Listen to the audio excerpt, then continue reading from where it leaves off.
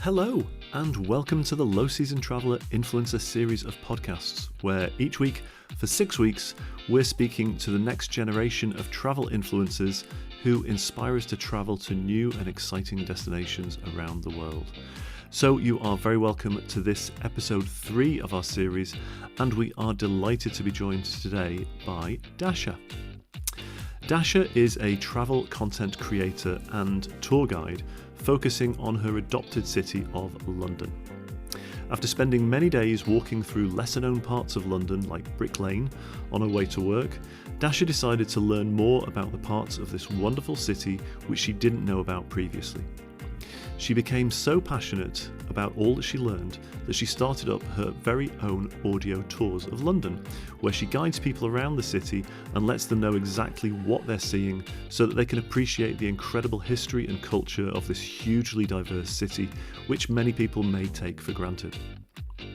One of the aspects of Dasha's work which we enjoy the most here at Low Season Traveller is her ability to view and commentate on this city from an outsider's perspective. Much like the US author Bill Bryson did with his Notes from a Small Island, Dasha allows Brits to appreciate our culture and heritage through the eyes of an outsider, who is of course now very much an insider. So join us now as we discover what London offers not only foreign tourists but also Londoners and those living close by. Let's together discover with Dasha. Enjoy. So Dasha, you are most welcome to the Low Season Traveller Insider Guides podcast series. Great to have you on the show. Hi Jed, pleasure to be here. Thank you for inviting. It's an absolute pleasure.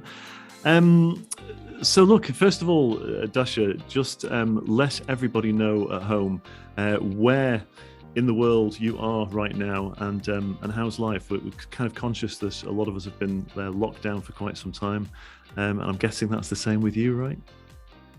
Yeah, pretty much the same. So I have been in London ever since March, February 2020. But to be honest, I can't complain because it's my favorite place to be anyway.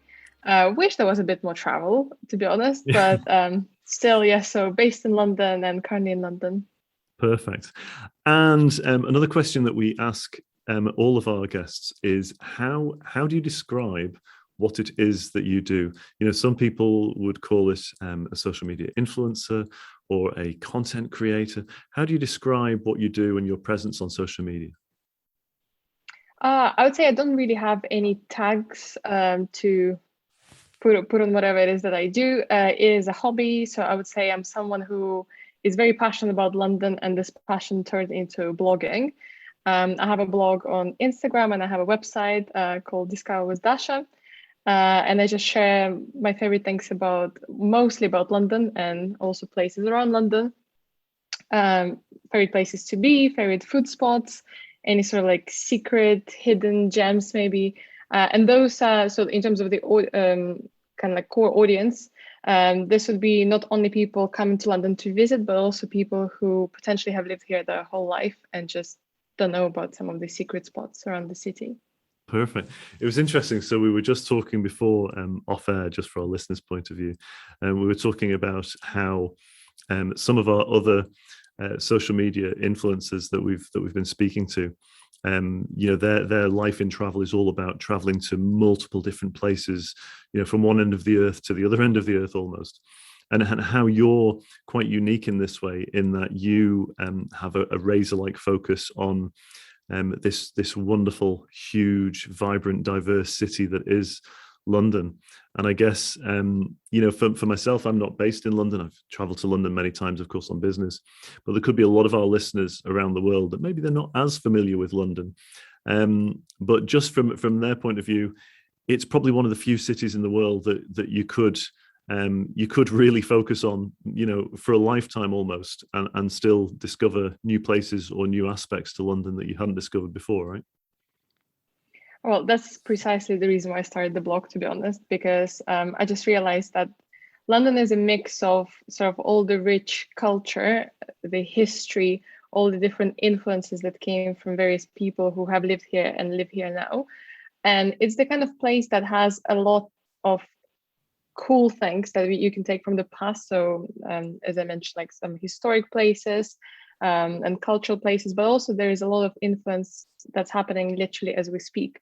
So it's an ever-changing location, and I think you can always find something new, even on the same street that you have been sort of like walking on for the past many years. And actually, recently this happened to me because I was walking around the area and doing like a really detailed tour of the area that normally I use for my commute. So I walked there for the past 5 years and thought I knew every single inch, but turns out I didn't. And I found some like remains from the Roman Empire, literally just behind the building that where I normally walk. Some cool monuments and like just cool little things that were literally right there for all the 5 years that I've been walking on those streets, but clearly I never saw previously. It's So yeah, incredible. that's London for me. I That's love the that. in shell. Yeah, I love that. It's incredible, actually. I was speaking with Chris Flynn. So we do some work with the World Tourism Association for Cultural Heritage, and Chris Flynn is the founder and chairman of the organization. And we were sort of talking actually on a podcast again a few months back, and saying how you take for granted sometimes these places on your walks. And it's only when you actually, maybe through a guide like yourself, actually, Dasha, when somebody actually explains to you exactly why that is really pertinent and how actually it's from the Roman era, you suddenly see things in a completely new light. But you'd kind of, if you hadn't been informed as to the history of that part, you'd take it for granted. It would be, well, that's just the building that you go past on the way to work or whatever. And that's, I think that's the beauty of guides, isn't it? Having a really, really good local guide brings the destination to life like you could never really otherwise understand, right? Well, absolutely. And to be honest, it even applies to some very large and unmissable spots. So I'll give an example of Tower of London, which is a monument that has been, well, not a monument, a castle, right? A fortress that has been around for 1,000 years. And you have no idea the amount of Londoners who have never been there. And I mean, people who were like born here or lived here for years and years. And then whenever I would ask them, they're like, oh yeah, but it's just on the doorstep. Why would I visit? And I'm like, well, this is a place that's 1,000 years old. It's one of the like most visited destinations for tourists. You have it on your doorstep. You absolutely should be visiting.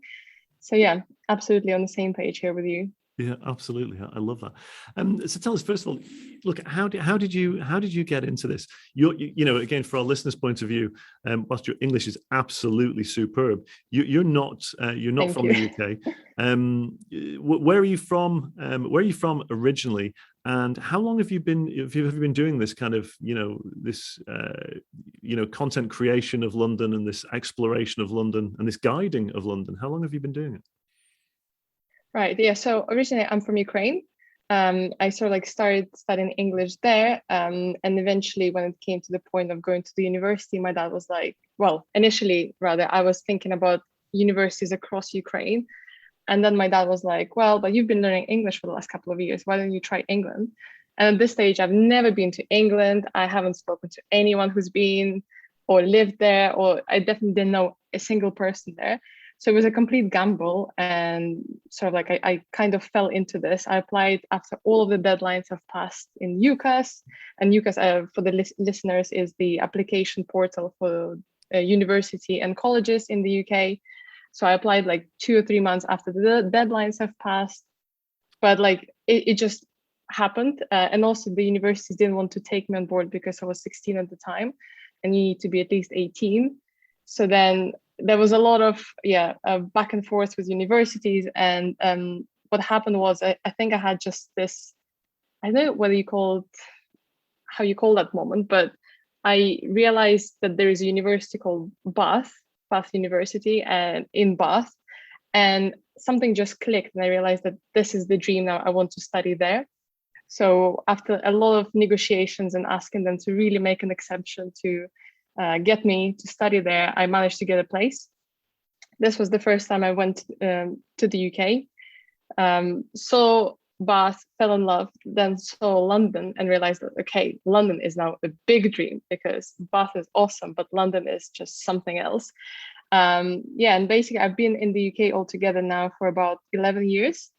Have been doing my blog for the past, I would like to say probably 3 years or so.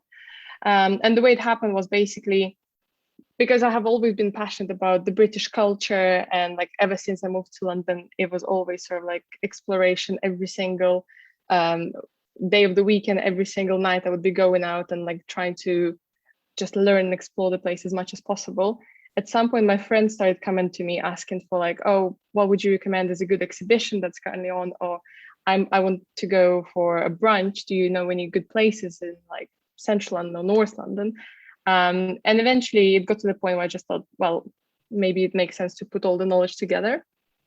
At this time, I was working in sort of like sales and account management, but within the marketing team in the tech company. So then I thought, okay, it actually makes sense to do it also for my job, because then it will help me understand marketing and how all the different aspects of marketing work. So basically all the stars aligned.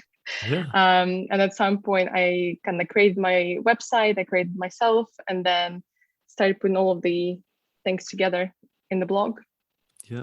I love that. So there's a couple of things which I've got to pick out on there. First, so you came over to here when you were 16. You went to uni at 16. Yeah. I ended up going for a college for 1 year. So then I went to uni when I was 17. Yeah. Wow. And you just came over on your own, not knowing anybody? Completely, yeah. It was a massive gamble. Seriously? And before that, it's worth noting as well, because I was the most protected child. So my parents would take like massive care of me, and for me to go this independently into a new country was, well, it was the best experience I could have asked for, but it was a big change for sure. Incredibly courageous, for you, at a young age as well, especially if you have a background where you're quite protected. Incredibly courageous. That's really, Thank you. So much respect to you for that. You also touched on there as well, and this is really important, is it's not just about the destination, about London or about Bath, but it's about the culture, the English culture that also fascinated you. And I find that really interesting as well, because years ago, one of the first travel books I ever read was, and I don't know if you've read this, and if you haven't, you absolutely must, Notes from a Small Island by Bill Bryson. No, I haven't. No, oh my gosh. And for all of our audience out there, Notes on a Small Island by Bill Bryson is an American writer, travel writer, really good writer. He's written many books actually, but this is one of the first books that he wrote, and it was about his experiences as an outsider, an American, living in the UK, and he travelled around the whole of the UK. And what was fascinating from my point of view reading that, and I think it was why the book was so popular in the UK, is he was in awe and wonder at everything, because it was all so different to the United States. And it made you, as somebody who's born and raised here, it made you have an appreciation for like, yeah, this place is pretty good actually, isn't it? It has got some pretty cool history. But I mean, the history that he's talking about is stuff that, like you're sort of saying with the Londoners, who read your blog and really appreciate your content. I had no idea about some of the history. So I was learning so much, ironically, from somebody who, is not from this particular country, but seeing it through the eyes of somebody outside actually makes it just even more wonderful. And I think that's really cool. There's one of your posts which I thought was brilliant, which was about, it was your take on the English breakfast, which I just thought was wonderful. And again, for our listeners out there, we've got listeners in 128 countries around the world, so we have to be mindful that not everybody would know what makes an English breakfast. Actually, Dasha, you should tell us what makes the perfect English breakfast. Come on, tell us. Well, I would say in my humble opinion and from my experience, it does vary, sometimes not even by the country. And obviously now I'm talking about all the different countries forming the United Kingdom, but also by the regions within those countries. Okay, let's start with things that go into probably all of the breakfast, right? This would be eggs. So fried eggs or scrambled eggs, mostly. I don't think it ever works as poached, although maybe some people not as much. That. No, don't think so. Then it would be bacon, sausages. Sausages, again, vary depending on where you are, where you're enjoying the breakfast. Tomatoes and mushrooms, just to add a bit of, vegetables, your 5 a day in there. And then I think that's where it goes sort of like into the creative side of things, because some people use hash browns, some people have soda bread, isn't it, in Ireland? Yes, Irish soda bread, which is fantastic. Yeah. But I think it's a bit more difficult to find in England. Actually, something I really am not a big fan of: black pudding or white pudding, which are sort of sausages made of blood. And yeah, I'm not the biggest fan, although I know a lot of people find it the best part of breakfast. But yeah, I think I try to, I kind of go in slightly more conservative way. So it would be eggs, tomatoes, mushrooms, bacon, and sausages. Oh, and baked beans, of course. How could you forget baked beans? I mean, come on. Yeah, it is a good start of the day. It's a very like protein, Oh yeah, full start of the day. Actually, it's great for a hangover as well. If you can get it down, Tell me about it. Depending on how bad your hangover is. It's interesting actually on the pudding side. So, again, we've got a lot of listeners in the Republic of Ireland as well, and they'd say, well, that's an Irish breakfast, which is obviously an interesting take on it. And I was brought up actually with Irish parents, so therefore, it would be you'd have the soda breads, absolutely. You can have fried bread as well. Best. And then black and white pudding was just an essential part of it. But I do think, yeah, but I do think it depends on, there's different types of black pudding and white pudding, and I've got to say that the finest black pudding and white pudding that you can get is Clonakilty. So in the south of Ireland, in just near Cork actually, you can get this. There's a place called Clonakilty, and you have Clonakilty brown pudding, white pudding, and black pudding. And it's made with the white bits in it are grain. They're not big. Okay. They're not big lumps of fat. You know the way in some black pudding you have these big lumps of fat. If anybody's eating as they're listening to this, sorry if we're putting you off. Yeah. But definitely worth a try. But it's what interests me as well about the English breakfast, the English fry up, if we want to call it that, or the British fry up. I don't know what we should call it. Is like you said, everybody would have their own take on it, and Absolutely. They would all be insisting that theirs is the right English breakfast. It's the correct one, and it's one of those little quirks that when you stop and examine it, it's a big deal. It actually slightly reminds me of in Valencia they have the paella, and the paella from Valencia is as they tell me there, the original paella. And there was a chef here in the UK called Jamie Oliver who introduced chorizo. I love Jamie Oliver. Well, I'll tell you what, he got absolutely lambasted in Valencia. And they, in Valencia, like in many places, they take their national dish, their own dish, very, very seriously. And they were mortified that he had deemed to put chorizo in a paella, because chorizo does not belong in a paella.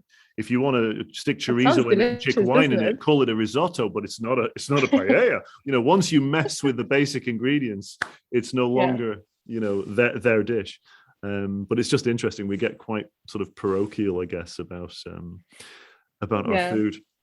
I mean, slightly off the topic, but I would say also a good example would be, as a Ukrainian, you may have heard about our traditional dish called borscht, which is like a beetroot soup. Yeah. And I think officially there's 174 different recipes of borscht. Bear in mind, also every family has their own. So like I cook the way that my mom and my grandma cook, and this will be different probably to many other people. It's not huge differences, but it's just fascinating as well how different the same dish can be. And yet it's at the core of the culture and of like the family, sort of like the comfort food and what gets the whole family around the table. So yeah. I love that though. I love those things, those dishes that are an absolute staple. It's an essential, and we all know what we're talking about. And we'll all be kind of not critical of it, but if you go somewhere, for me anyway, I would discuss whether or not that hotel or that bed and breakfast had a good English breakfast or not, and I would be able to, and I would feel that I'm qualified. Not a chef, by no means an expert, but just by the nature of, being in this country and being born in this country, I would feel that I have the right to deem whether or not that is a good breakfast or a bad breakfast. Fair enough. Yeah, but it's interesting. So one of the questions I'd like to know as well. So look, you specialize in obviously in all things London, and you are a fabulous guide to this wonderful Thank and you very diverse much. city. Tell us how you started doing audio walking tours, and how it can be a great tool for tourists and locals actually to enjoy a relaxed walk and find out more about their area.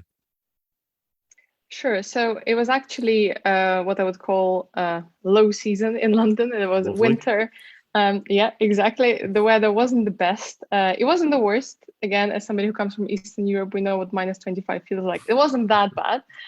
But sort of like I had a weekend to myself, and I was actually looking for something like an audio tour. I just had it in my head that there must be something like this that exists, because I had like an afternoon to myself, wasn't meeting anybody in particular, but I wanted to explore some places sort of like within central London near me. I did a lot of Googling, realized there is actually not very much going on, but I did manage to find this wonderful app called Voice Map. And turns out that they do audio audio walks throughout the globe. I don't know the exact number of different walks that they do, but they have a few in London, and I kind of joined one of them. Had a wonderful afternoon out. Again, it was actually coming back to what we discussed a bit earlier in the conversation. It was around the same some of the places that I thought I was very familiar with, but actually learned a lot of new things about. And as I got home, I was so excited about this, and I just felt like, so at this stage, I lived in London for probably 4 years. And with my passion to the city, for the city, I have learned quite a lot, and I read a lot about London. I read lots of books. So then I sort of thought like, well, I'm kind of at the point where I can do my own about certainly some parts of London. London is too big, I think, to cover the whole, but certainly some parts of London that I can tell potential listeners a lot about, and just sort of like guide them through as if I was quite literally there. And it's a fun way to discover the city.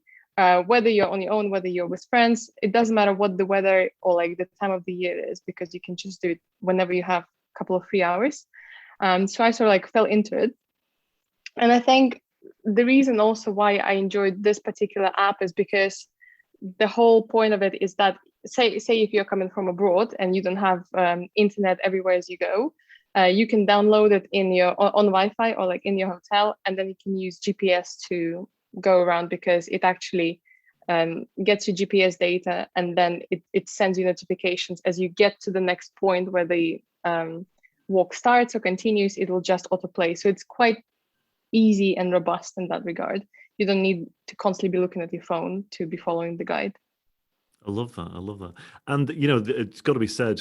First of all, these tours are getting wildly popular, but also, your tour, which you've been doing as well, is not only incredibly popular, but you have some incredible feedback from a lot of people that have done it, talking enthusing really about what a wonderful experience it's been. So congratulations on that as well. Thank you. It's something that I need to do. You are so focused on London, and you mentioned that when you first came over, you were in Bath first of all, and then you came to London. I'm wondering what it was, or what was the catalyst for the moment when you knew that you truly fallen in love with this city? I honestly feel like the air in London feels different. I get a sense of, well, few senses. I think the most overwhelming one is that it just seems like the place where everything is possible in terms of fulfilling your potential. And this potential can take any direction, whether it is the career that you want to pursue, or maybe the hobby that you're sort of like passionate about, and perhaps it's a very unique one and you can't find many schools that work on it. You can definitely find it in London. You can find everything in London except for sunny beaches, worth noting, but I think everybody knows that by now. That's needs some maybe improvement. But other than that, it's also, I find, so obviously I'm a Ukrainian. English is not my first language. My friends from London come from all over the world. We often meet in groups that are very multinational, and it's amazing that I always feel like I fit in well in here. I actually feel like home, because I feel like there are lots of places globally that are sort of very attractive for example, career perspective. But then I don't feel like they are, you can feel as much at home in there as you can in London, because London is very inclusive. You can find anyone and anything in here, and nobody judges anyone. That's another thing that I found was fascinating. And again, like in comparison to, for example, my previous experience, even living back in Ukraine, you do have certain standards that people sort of expect you to follow. While in the UK and in London specifically, I do feel it's a bit of a bubble, but I guess in a good way. You can just be anything and do anything that you want. And it's pretty fantastic. It's quite diverse, isn't it? I mean, that's something. Let's say I've never lived in London. I've lived sort of south of London, but never in London. But that's something that really comes across to me from everybody that I know that lives in London. My brother lives in London at the moment, actually, and he's lived all over the world, in Japan and Malaysia and France and all these kind of places. But he was saying, in London, everybody is allowed to call London their home, no matter where they're from. Yeah. And he was saying that's kind of unique to London. If you're in New York and you're a British person or a Ukrainian, you're not necessarily a New Yorker. If you're in London, you could be from anywhere in the world, and it doesn't matter how long you've been in London, but you can be a Londoner and you'll be accepted as being a Londoner. And that's the magic of London, is that everybody truly calls it their home, and it's like an international community of cultures, of languages, of everything, all in this one sort of, I was going to say small city, but it's quite a large city. Yeah, I agree. I think like altogether there are over 300 languages spoken in London. Wow. And I think again, like when we come, so like if we put jobs aside and all of these different opportunities aside, just if we speak about museums or theaters or art exhibitions, you just have such a huge choice in here. I don't think there is any other place in the world where you can really entertain yourself as much as you can in London. Yeah, I love that. You see, it's getting me thinking now. I need to hop on the train down to London and get out a little bit more. Yeah, absolutely. Do a tour, of course. Right, I'm going to sort of put you on the spot a little bit. Actually, first of all, before I do that, when we talk about the hodgepodge and everything else, the Londoners that are born and raised, we in the north. I'll use the royal we, but actually I mean just me, but maybe there's others as well. We always sort of think of Londoners, being sort of, Cockney and a very strong kind of this very sort of strong London accent. Just wondering, did you ever struggle with that accent, or did you find it relatively easy to understand? I actually do have a funny story to tell. It was my first few months living in the UK. And I met the first person who is Cockney. I was at the house party with my friends, and I come to him and ask, "Oh, excuse me, where's the ladies here?" And his response literally made zero sense to me, because he was like, "Okay, so walk straight, you'll see apples and pears, and then Bob's your uncle." At which stage I was like, "Okay, I don't think I've had too much to drink, but whatever he said just makes no sense whatsoever." And I can respond to him. I was like, "Can you actually draw me a map, because that made no sense?" And then he laughed, and then he explained that these are all of the different Cockney expressions. Apples and stairs means stairs, and once I come up the stairs, Bob's your uncle means sort of like, here you go, here you are, this is the bathroom. So that was the first sort of one of the first cultural shocks, if you like. I have to say I haven't succeeded in learning many more phrases that are Cockney, but I think there is just, everybody has some stories like that. And obviously, I mean, even initially when I came to the UK, I've always been studying sort of classic Queen English, if you like. So even slang words weren't I wasn't familiar with, so it took a couple of months to get used to them. Yeah, I must admit. So your English is very. I mean, it is. I've said this to you before. It's very good. It's very.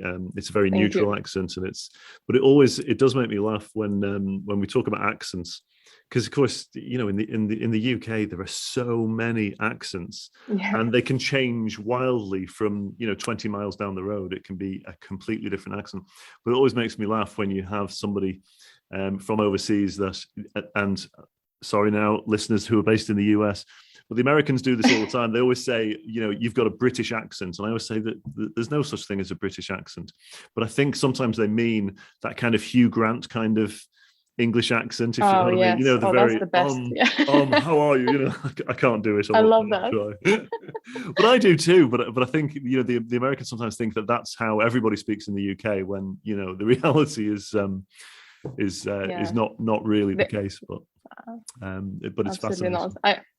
I mean, I remember I went to Edinburgh and I spoke to the police officer. I was asking him for directions. And obviously, Edinburgh accent is very beautiful. It's very soft, very it's just lovely. But because I wasn't used to that, I actually thought that he was French. I don't know why.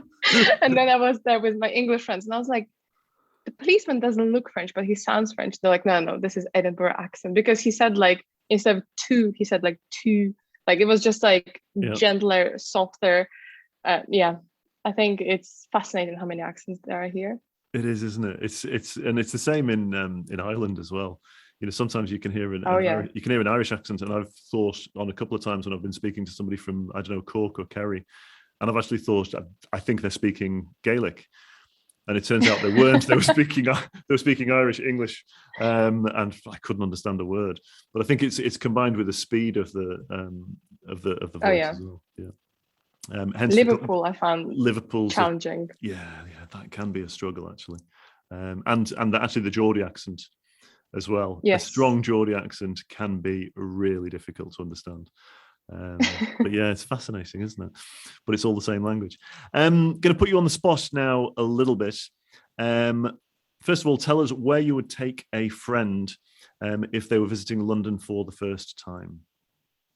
Okay. Well, I think it would have to be like a mixture of history and fun. I don't think you can skip history in London. So while some places may sound a bit more obvious, I do think they're a must. We have spoken about Tower of London. It has to be done. I'm sorry. You just have to see it. You have to visit. It's fascinating. The tours that do inside are phenomenal. And the people who work there just are really passionate about what they do. So highly recommend. I think National Gallery is another one. Over 2,000 paintings, and I actually went there not so long ago because I feel like that's another place you could be coming back to over and over again. Obviously, you will never see 2,000 paintings in one day, and you certainly won't be able to appreciate them in one day. You have Monet there, Van Gogh, Rembrandt, Rubens. I mean, anybody you can possibly think of. And the funny thing is, if there was an exhibition of 20 Van Gogh paintings, that would cost you £20. While this, gallery of 2,000 works of all of these masterpieces actually is free to visit. So definitely on the list. I do enjoy the fact that, I actually really like taking Thames Clipper, which is like a boat that goes, it's a public transport that goes throughout London on Thames, because also as you go through, you have a cafe there, so you can also be drinking some wine or coffee as you nice. Touring throughout London, but you can sort of like look around and see all of the main sort of monuments and landmarks. So highly recommend that. Or alternatively, do an afternoon tea, coming back to the British food. Yeah. Again, doing it on the boat, I think it's kind of like mixing business and pleasure, let's call it. So you can look around, see the amazing city, as well as obviously enjoy yourself and some nice food. I do think London is fantastic for different speakeasy bars, and the food here, like whenever people complain about the food in England or in London, I don't understand it really, because I think you need to go out of your way to find a bad place to go for a meal. And I mean, even say you're not a meat eater, for example, right? And therefore you don't maybe want to have like a chicken pie, or again, like full English we've mentioned. You can find any other cuisine, and those restaurants will be like top-notch restaurants of that cuisine, because obviously so many of amazing talents from all over the globe have come here to show you what this cuisine really is. So I think really, my recommendation would be Indian, because I think it still is very close to being British. Like certain dishes have been influenced by the United Kingdom, so that'll be one. Or even go to like Chinatown and do a tour around there, try different dim sums. And yeah, what I mentioned, I don't remember if I mentioned now or not, but I'll mention again, different speakeasy bars. I'm really fascinated with those. I try to visit as many as I can within reason. You can find so many cool theme bars that do some fantastic cocktails, but also the setting. So I've been to some where like you are a mad chemist and you need to sort of like mix your own cocktails, or you are the spy working throughout the Second World War times and you need to decode some of the messages sent by the Germans. I mean, it's really, cool. It's so much fun. So yeah, I think these sort of things stand out in London as well. We need to get some for the podcast notes. We need to get some recommendations for some of these speakeasies. Okay. They sound super cool. If you could send them on to us. Does London have, just on that subject of alcohol, I guess, and bars? Does London have secret bars? By that, what I mean is, I was visiting my brother when he was in KL, and he was saying that he'd got from an expat a map of basically there were secret bars. So what they are is they're and they are kind of well known, but an example of one was, it was a convenience store, regular, normal convenience store, and at the back there's a door, and you press the buzzer and you go through the door, and inside, so you're on a, like I say, you're on an average back street, and it's a convenience store that's an average convenience store, nothing fancy or flash at all. You go through the back, the back door, and there is the most incredible bar, with the mood lighting and everything else, and it's huge.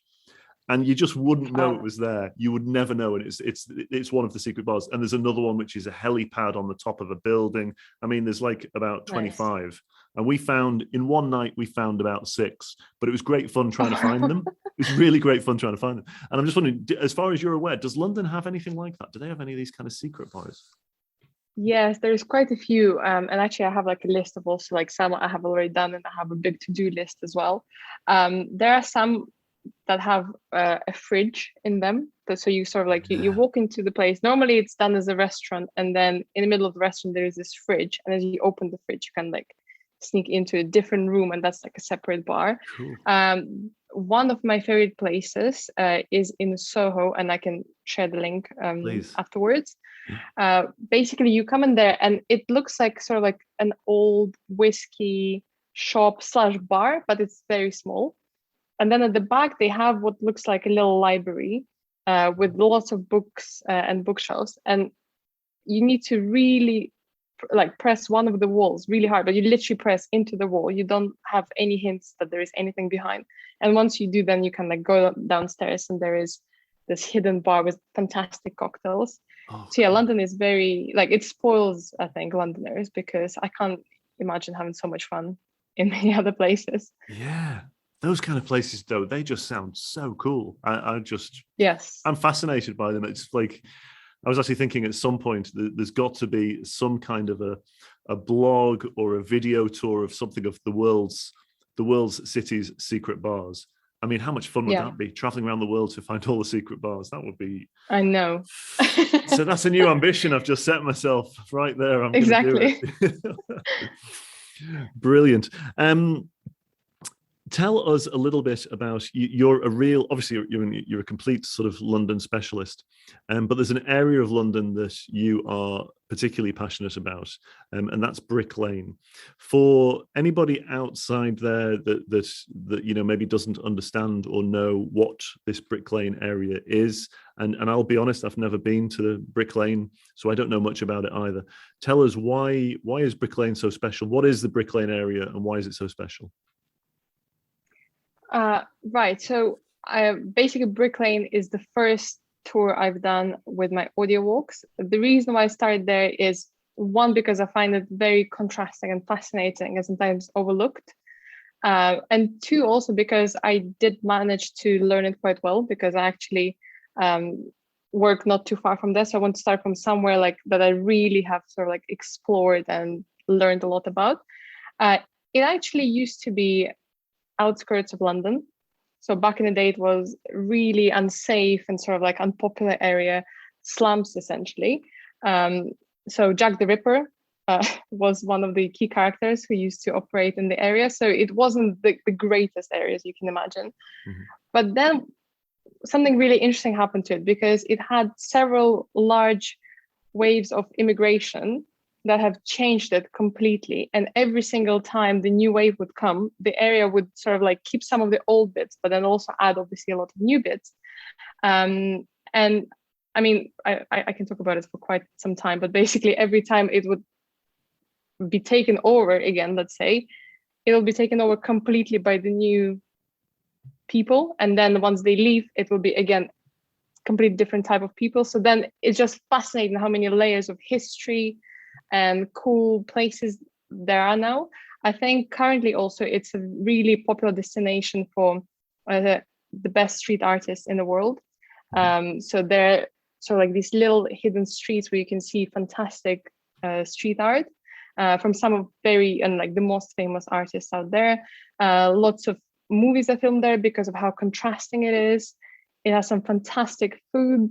I mean, yeah, I could be talking about it for a long time, but it's very full of color. And I think it's very interesting. Like in my guide, I talk quite a bit about the history because I think it's quite important to see how it developed. And when you look at the same building who used to be, I don't know, like that used to be a church, and then it became a mosque, and then like see even how it changed in terms of the architecture and the way it looks like. I think it's fascinating. It's just very, very rich part of London, I think. I love that. And obviously, you know, I think by the sounds of it, it's sometimes overlooked. Yeah. And you know, I think that's great that you draw attention to, you know, parts of the city which are kind of overlooked, very, very much in the low season traveler ethos as well. So yeah, absolutely love that. And I absolutely fully intend to get down to Brick Lane and to do your audio tour at some stage. In the low season, of course, naturally. Absolutely. Yeah. Tell us, what about the future? So, you know, you've sort of got the Brick Lane tour. Is there? Have you got any other sort of guides for London that you're working on at the moment that you can tell us about? Yeah, sure. So actually, I sort of like, so initially, I would say when I started blog, I was just posting things that I enjoy about London and sort of randomly throw them in. I still do that to an extent, especially with food places. Whenever I find a good restaurant that I feel I need to share, I do that. But I do tend to focus more now on different walks and the guided tours. But on my website now, you can see there a few walks that you can do that don't require any guiding. It's just like I, for example, have a Google map that I put together or some instructions of how to walk around there. And I think those are enjoyed quite a bit by my audience. In terms of the next audio guide, I'm actually currently working on another area that I think is massively overlooked, which is Docklands and Canary Wharf. So for those people who, again, are listening to us and don't know much about it, those also used to be like maybe even 30 years ago. I'm not sure if you would call them a slum, but like it wasn't the nicest area. So back in the day, those used to be docklands that were used for transportation purposes. So boats would come in, drop off, I don't know, like tobacco, tea, whatever goods, and sort of like then go back or like travel to other countries. Well, in the last, I would say 20 years, it has grown into this wealthy financial center that looks like, I mean, I haven't been to Singapore, but I would imagine it's like our own little Singapore here. Lots of skyscrapers, lots of cool places to visit. Everything is very clean, everything is very safe. And it's just fascinating how fast it's growing and developing, while still, again, keeping all of the different historic bits. So there are some fantastic pubs around here. There are even some leftovers sort of like from the pirates' times. So again, you need to look for them a little bit, but it's just very cool and contrasting. And like one of my favorite places to visit around here is a pub owned by Sir Ian McKellen, who is Gandalf from Lord of the Rings, and obviously many more things, cool. Not only Gandalf. fantastic actor. So like he has a very old and amazing pub in here that obviously is very contrasting to all of these skyscrapers from JP Morgan and Citibank, etc. So yeah, that's the next one I'm working on, and I'm not planning to stop. I'm hoping to continue going with those. I love it. I've got to say as well, the sort of the Docklands Canary Wharf area, I have been to, but haven't really seen much of, because out towards the Docklands you have the Excel International Exhibition Centre, which I'm sure many of our listeners may have visited. But we go every year to the World Travel Market, which is in November every year, and that's down at Docklands at the Excel. And I'll be going again this year, finally, because it's live again this year. But what a great opportunity for anybody that's going to be going to the World Travel Market to learn a little bit more about the area and maybe make some discoveries like Sir Ian McKellen's pub, which I'm definitely interested in discovering myself as well.